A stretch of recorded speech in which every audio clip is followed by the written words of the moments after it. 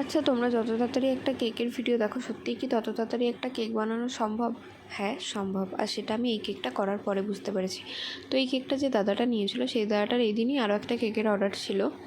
তো ওই কেকটা দাদা নেবে 2 দিন আগেই আমাকে কনফার্ম করেছিল। আর ওই কেকটা যখন নিতে আসবে তার ঠিক আধ ঘন্টা আগে, মানে ওই কেকটা দাদার 5টায় নিতে আসার কথা ছিল, আর দাদা 4:30টার সময় আমাকে ফোন করে বলে, বুনু, আমার একটা বন্ধুর অ্যানিভার্সারি, তোর কাছে কি কোনো কেক বানানো আছে? যে কোনো ফ্লেভারের হলেই হবে, 1 পাউন্ড বা হাফ পাউন্ড। তো আমি দাদাকে বলি যে না, ওরমভাবে তো কোনো কেক বানিয়ে রাখি না, কেউ যখন অর্ডার করে তখনই বানিয়ে দিই।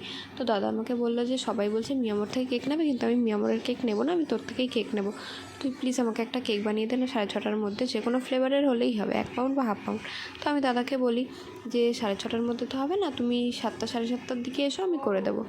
তো আমি কী করবো বুঝতে পারছিলাম না, কারণ খুবই আর্জেন্ট অর্ডার। আর এই কেকটা বানাতে গিয়ে সত্যি কথা বলতে আমার হাতও পুড়ে গেছিলো, কারণ আমার কাছে কোনো ওটিজি নেই, আমার গ্যাসেই কেক করতে হয়। আর গ্যাস থেকে একদম গরম গরম কেক নামাতে গিয়ে আমি তাড়াহুড়োয় হাতটা পুড়িয়ে ফেলেছিলাম।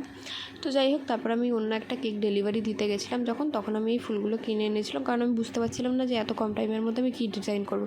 তাই ভাবলাম যেহেতু অ্যানিভার্সারি, খুবই সিম্পল একটা ডিজাইন করে দিই তাড়াহুড়োর মধ্যে, কারণ আমার আর কিছু করার ছিল না এত কম টাইমের মধ্যে। তো এই সিম্পল ডিজাইনটা তোমাদের কেমন লাগলো আমাকে অবশ্যই জানিও। আর রিভিউ আমি সত্যিই খুব ভালো পেয়েছি, যাতে আমার হাত পোড়ার ব্যথা একদম কমে গেছে।